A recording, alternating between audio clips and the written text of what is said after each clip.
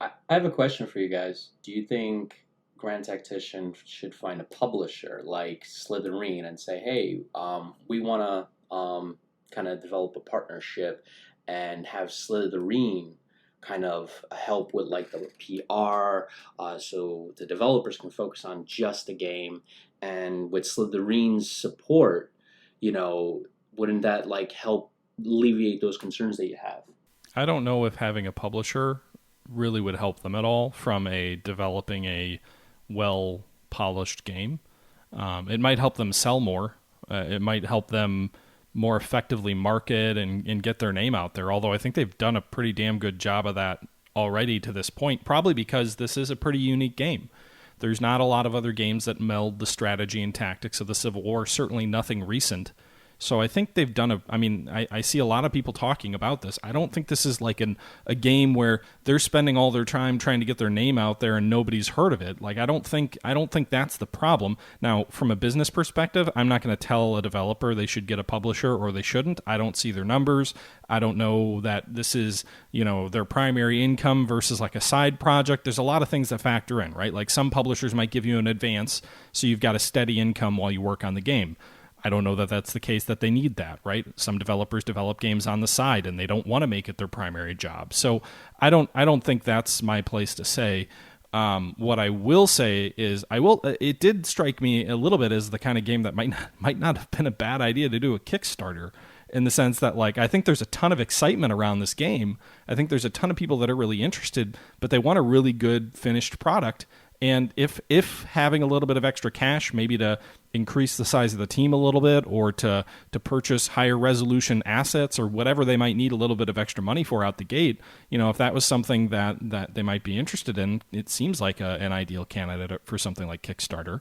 But again, I personally try to avoid getting involved in telling developers how they should run their business. I think I don't have enough of the information. I don't have enough of the motivations. I think that's a dicey place to go. But that's just my opinion. But I digress. I think what I really wanted to dive into, though, is some of the stuff that you were talking about, Tortuga, because I have some opinions or feelings on some of that. I agree with a lot of what you said. I will say I've had good experiences on early access games as well.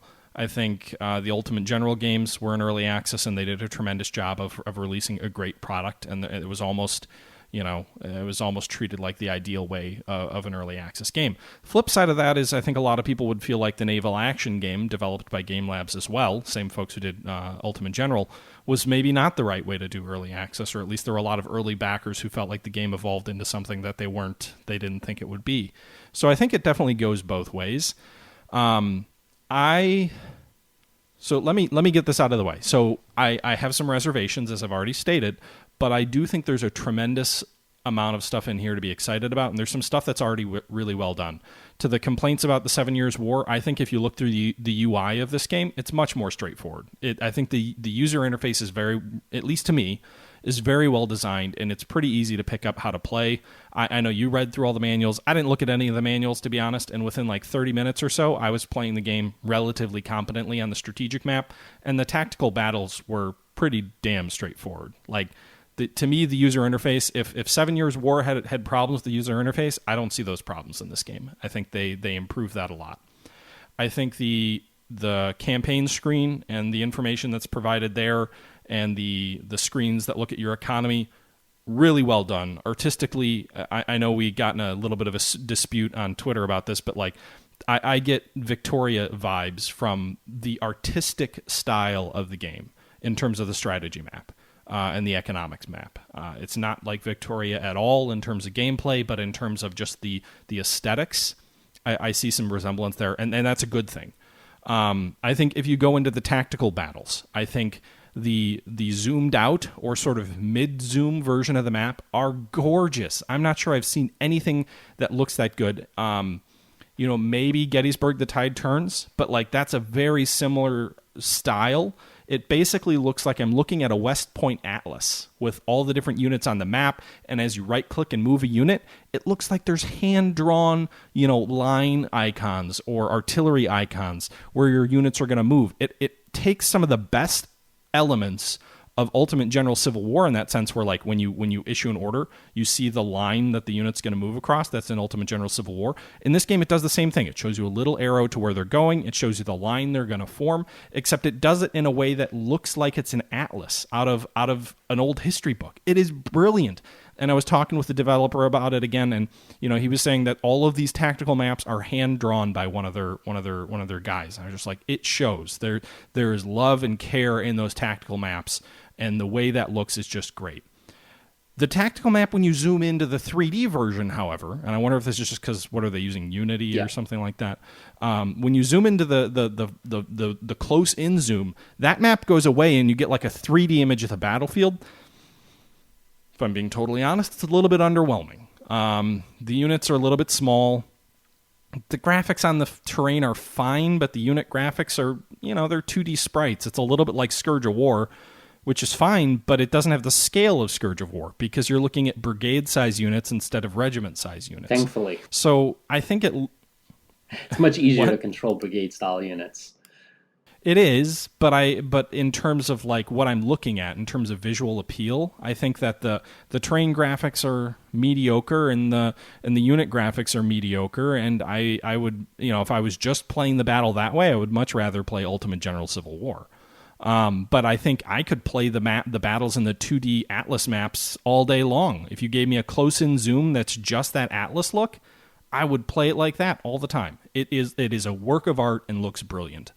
But yeah, so I mean, and I think the other piece is right now the game is laggy. It gets, as you get later into battles, it gets very stuttery and very laggy. Wow, on your 1080? Yeah, it's not. I don't think it's a graphics thing. I think it's probably like a CPU thing, or maybe it's just not optimized, which is fair, right? Like the game isn't even in early access yet, so I'm not saying those aren't things that can be fixed. I would expect they need to be fixed, and I would expect there are things the developer wants to fix. The developer's already said the AI's in a relatively early state, and they need to work on it. So, it sounds like they've identified, they know the things they need to work on, they know the things that they want to improve and fix, but with everything I just said, and with the inconsistent experience around early access games, not from these guys, but from any developer, I just think it's premature to say it's the best Civil War game of all time. What I will say is I do think that they seem committed to the project. I think that there obviously is a lot of talent behind this, and I also think that this is a game that has a lot of excitement, probably a lot more excitement than the 7 Years' War did. And so, if the sales are there, I'm sure they'll commit to making this thing, a great game. If the sales aren't there, they probably will as well. But I would imagine if you're selling a ton of copies and you're getting a ton of feedback and bug reports and things like that, that makes it a lot easier to really stay focused and drive home and really polish this thing into something truly special. I will also say that it is very encouraging. I've looked through the Steam page for this, and there have been some people that have expressed some concerns or some of the things we've talked about or some of the things we've seen. And the developer, I don't know if it's the main guy or who it is, but someone flagged in Steam as developer is responding to these and has even frankly said, like, this is the state of the game in development right now. If you're expecting like a truly fully polished out game at early access, that's not what early access is, and that you might want to hold off and waiting a little bit for your purchase. So like if they're out there publicly saying like, listen, this isn't perfect yet, but we're working to make it, if they're out there saying that to people and trying to manage people's expectations, that is an incredibly positive sign to me. The problem, I think, is when you get developers out there who are like, oh, yeah, buy it, it's going to be great, and then they know it's not. Like, that's a problem. But when you have a developer who's like, nope, I know this needs work, I know this needs work, I know this needs work, and guess what, guys? Here's our roadmap. Like, when you see that to me says that these guys are committed. They know the product isn't where it needs to be for a full launch, but frankly, that's some of the purpose of early access, right? It's to get some funding, it's to get some feedback, it's to get more hands on the game, it's to allow the community to be a part of developing that game into something special. It's not to release a award-winning game at launch. And so I think that's an incredibly encouraging sign. And when I saw that, to me, that went from me being a little bit uneasy about the current state of the game to say, oh, wait a minute, like, that is a great sign. That by itself doesn't fix anything, but that is really encouraging. And, makes me very hopeful that this will be the greatest Civil War game of all time. I just don't think we're there yet. I actually have some positive experience already with the feedback from the developer. So I had some issue canceling my policies, and I posted about it on the discussion forum in Steam just to give them feedback. And one of the developers it was like a back and forth, and then eventually he posted that he thinks he's fixed it. So yeah, I also have a lot of hope. The developers seem really professional. Yeah. I don't know. Everything about me thinks that this game will be the best Civil War game. I'm not willing to call. I almost don't want to say that because I also don't want the developers to think that yet. Like the developers want to earn it, man. If I was a developer, like don't give me that prematurely. Let me earn this. That's what I mean. If they are out there and they want their game to be amazing, let's not do them the disservice of calling their game great when it's still this early access. And I think this is going to be a great game because I don't know. I just have some. It's like an intuition. I rely on my intuition a lot, surprisingly for a scientific person. But I have some intuition that this game will be great. I have no proof. So I'm going to wait before making that judgment call.